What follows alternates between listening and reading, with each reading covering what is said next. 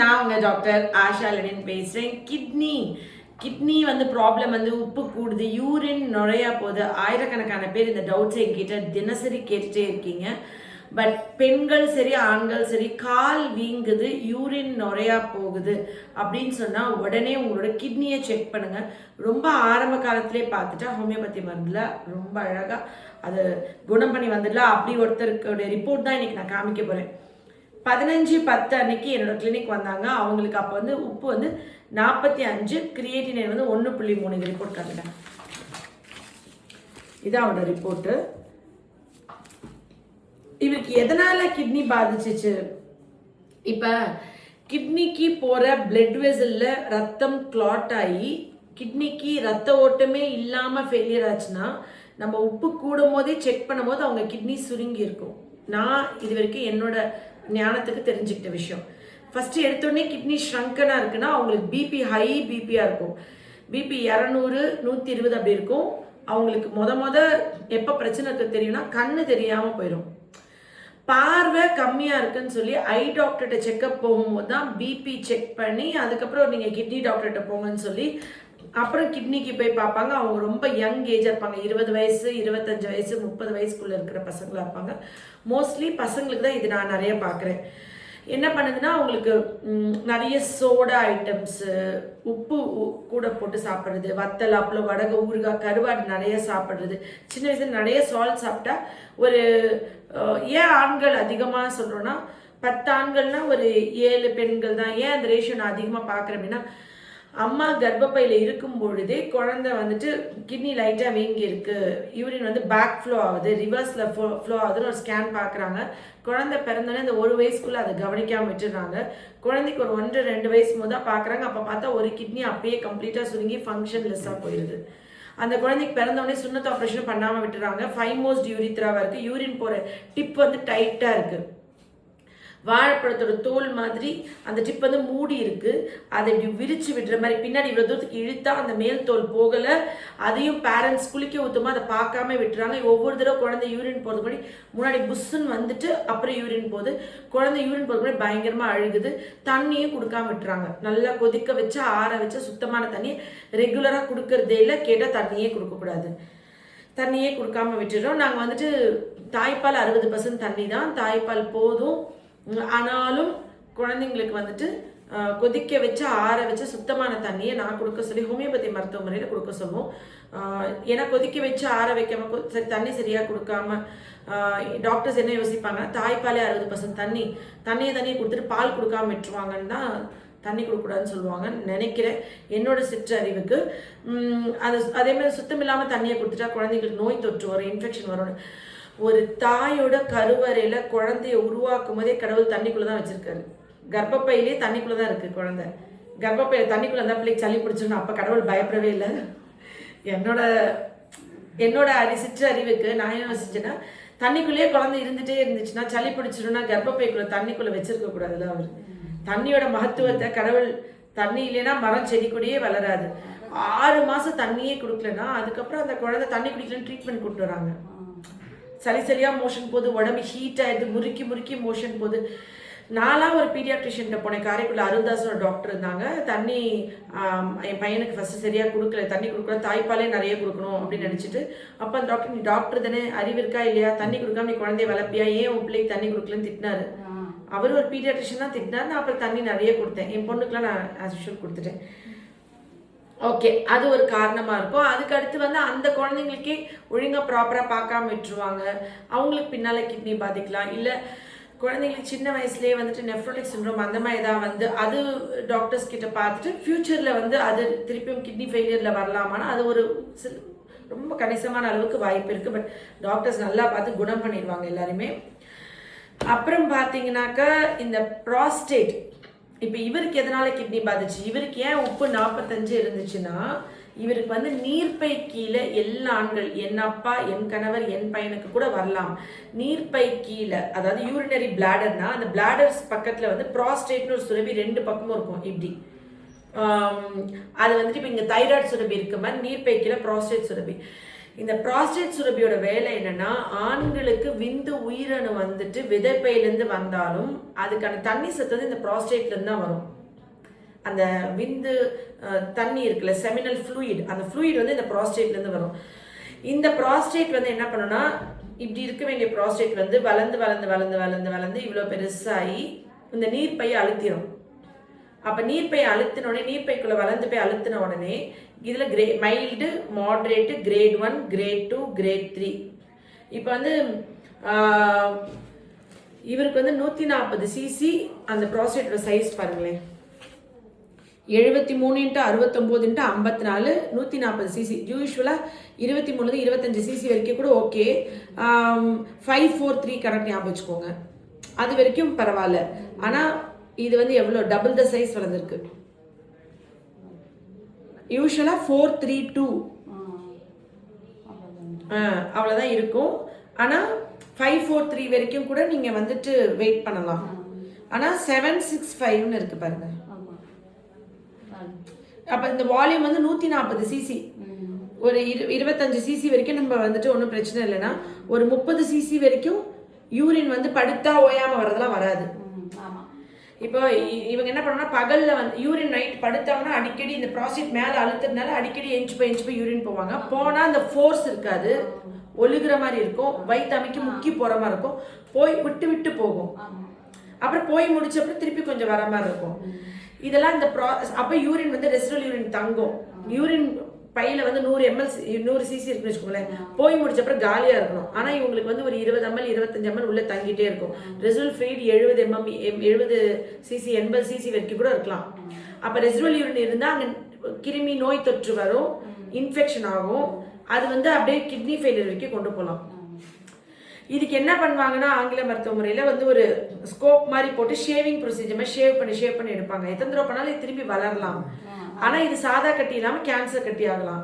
இதுக்கு தான் prostate specific antigen, free prostate specific antigen check பண்ணுவாங்க. PSA, ஃப்ரீ PSA, அதில் தான் பாசிட்டிவ் வந்தால் அது கேன்சராக இருக்கலாம். பட் ஹோமியோபதி மருந்தில் சபல் செர்லேட்டான ஒரு மருந்து இருக்கு, ப்ராஸ்டேட்டுக்கு பெஸ்ட் மெடிசன்.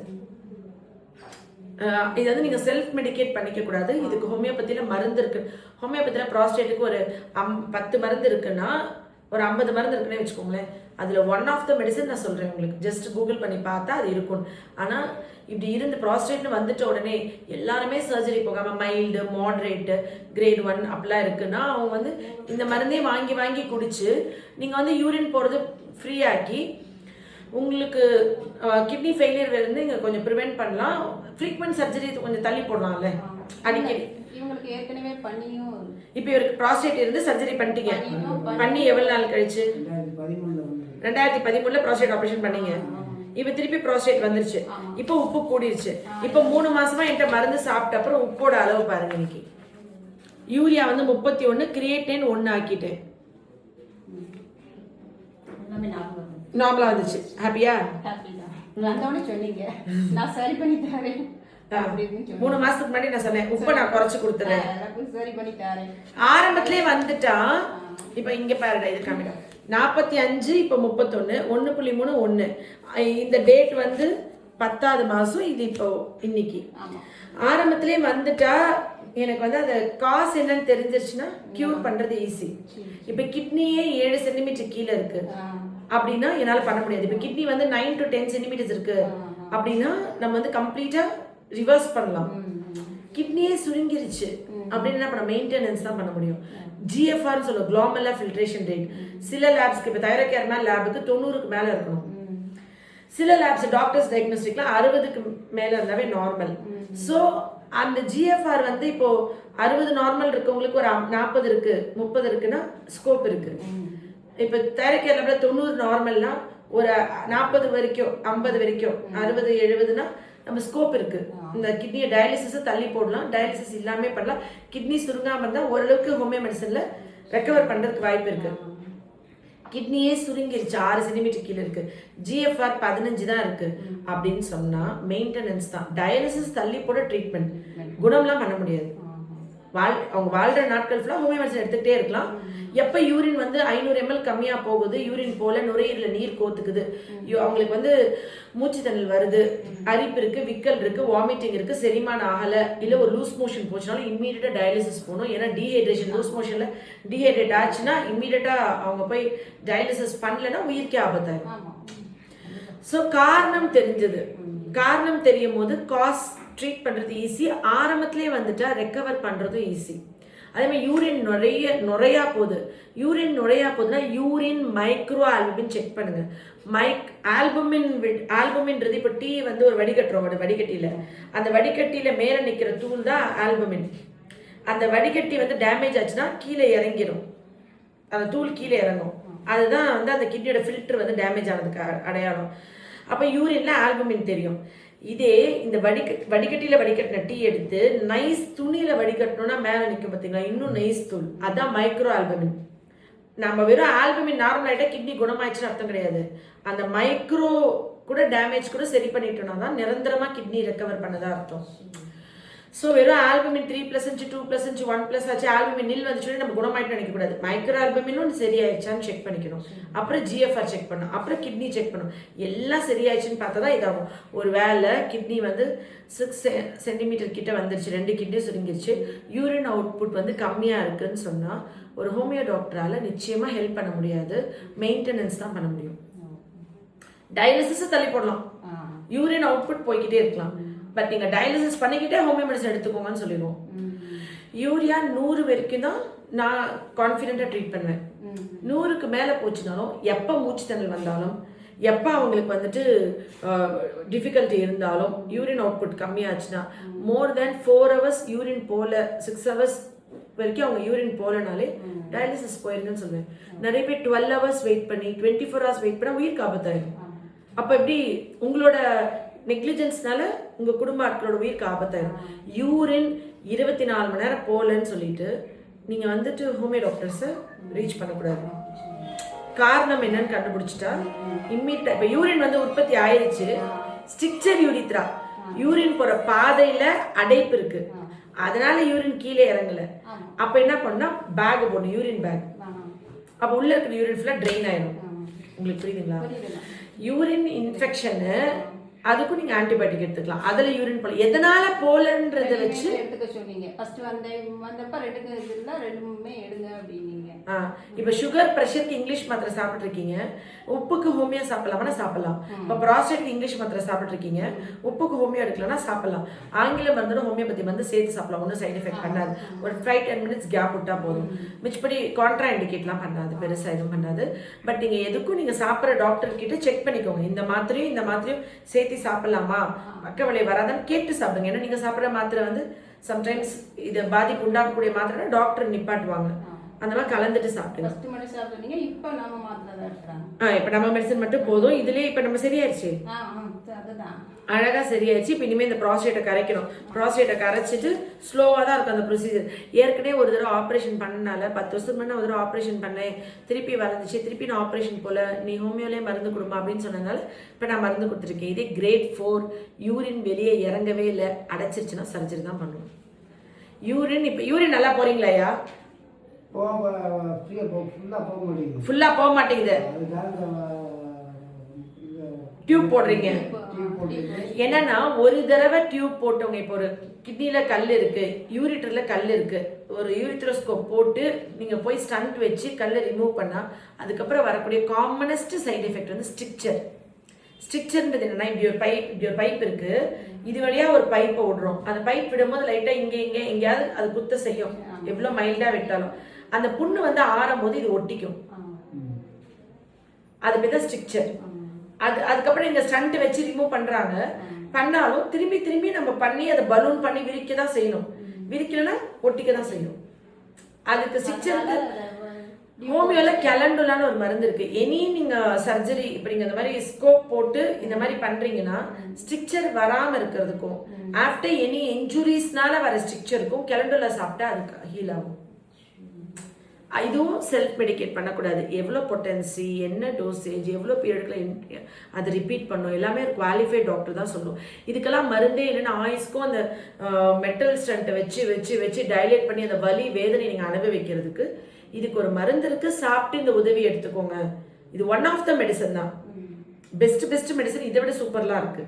காஸ் எதனால ஏன் கண்டுபிடிச்சு அதை ட்ரீட் பண்ணணும். ஸோ கிட்னின்னு பார்த்த உடனே புது கிட்னி மாற்றணும் இல்லை டயாலிசிஸ் போகணும், அது ஒரு பெயின்ஃபுல் ப்ரொசீஜர்னும் போது அதுக்கு முன்னாடி ஒரு ஹோமியோபதி மருத்துவருக்கு நீங்கள் வாய்ப்பு கொடுக்கறதுல தப்பே இல்லை. ஒரு தடவை உங்கள் உடம்ப டயாலிசிஸ், இப்போ ஒரு வாரத்தில் டயாலிசிஸ் பண்ணோம். என்கிட்ட ஒரு பேஷண்ட் இருக்காரு திருப்பத்தூர்ல, 2007 இன்னும் ஒரு வாரத்தில் டயாலிசிஸ் பண்ணலாம் செத்துருவேன் டாக்டர் சொன்ன ஒரு வீடியோ போட்டிருக்கேன் அவரை வச்சு. அவர் 2007 இப்போ வரைக்கும் என்ன மருந்து சாப்பிட்டே இருக்காரு. 2012 சாப்பிட்றவரெல்லாம் இருக்காரு. இப்போ அவரை கியூர் பண்ணிட்டேன்னா கியூர்லாம் பண்ணல, டயாலிசிஸை தள்ளி போடுறேன். நீங்க ரத்தம் ஃபுல்லா எடுத்து சுத்தம் பண்ணி உள்ள ஏற்றணும். உங்களுக்கு வலியா இருக்கு அந்த ப்ரொசீஜர். 100க்கு மேல இருந்தா நீங்க டயாலிசிஸ் பண்ணிட்டே ஹோமியோ மெடிசன் எடுங்க. யாருக்குமே ஃபால்ஸ் ஹோப் கொடுக்க மாட்டோம். நீங்க அப்படி நான் சிலர்லாம் வந்து மேம் நாங்கள் டயாலிசிஸே போக மாட்டோம், என்னன்னாலும் சரி நீங்க மருந்து கொடுக்க மாட்டோம். நம்ம மருந்து கேட்டு வரவங்க கிட்ட கொடுக்க கூடாதுன்னு கொடுக்க முடியாதுன்னு சொல்லக்கூடாது.